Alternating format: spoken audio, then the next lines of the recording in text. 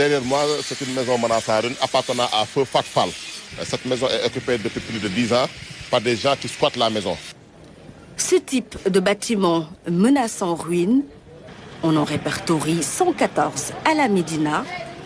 Nous sommes à la rue 43, angle 28, mais un peu plus loin, aux rues 33 et 13, d'autres édifices attirent l'attention.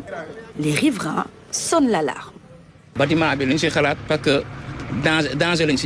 Nous sommes très inquiets avec ce bâtiment qui peut s'effondrer à tout moment. Constatez par vous-même les fissures et vous savez qu'il y a des commerces tout autour qui attirent du monde.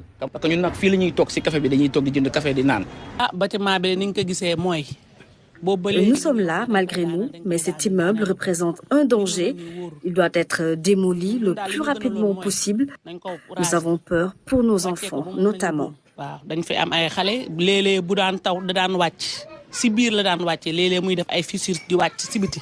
Conscientes de cette situation, les autorités s'activent ardemment pour éviter le pire. Nous avons procédé à la démolition de 4 bâtiments à la Médina, à la rue 15 angle 18, à la rue 31 angle 30, à la rue 43 angle 26 et à la rue 33 angle 24. Donc prochainement aussi, ce sera cette maison appartenant à Feu Fatfal, située à la rue 43 angle 28. Cependant, une procédure est requise avant toute démolition. Il appartient à la personne à qui appartient ce bâtiment de prendre ses mesures pour démolir son bâtiment. Si elle n'a pas les moyens, elle peut se faire assister par la mairie avec un contrat qu'ils vont signer, qu'ils vont payer plus tard à court, moyen et long terme. Mais le problème qui se pose, non seulement eux, ils n'ont pas les moyens pour démolir leur bâtiment, même la mairie elle-même n'a pas les moyens. Et maintenant, la commission auxiliaire de protection civile, ou bien l'inspection générale du bâtiment, ou bien la DPC, une fois que le bâtiment a été ciblé, la commission se déplace et dresse un procès verbal. Quand le procès verbal est dressé, une correspondance est envoyée au maire par le sous-préfet pour qu'il prenne un arrêté de péril et d'évacuation. En outre, les obstacles se dressent parfois, empêchant les autorités habilitées d'agir rapidement. Des solutions structurelles sont proposées. Les textes actuels, tels que décrits, tels que constitués, ne permettent pas au sous-préfet d'expulser un locataire.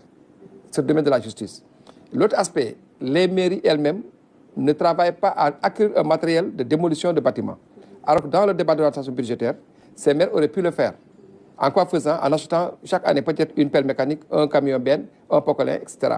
Non seulement les maires pourront démolir les bâtiments de leur commune, mais pourront créer des emplois. En même temps, ce matériel pourra être mis en location ailleurs pour la rentrée des recettes. Ce n'est pas le cas. Aujourd'hui, les nouvelles autorités sont en train de travailler sur ça.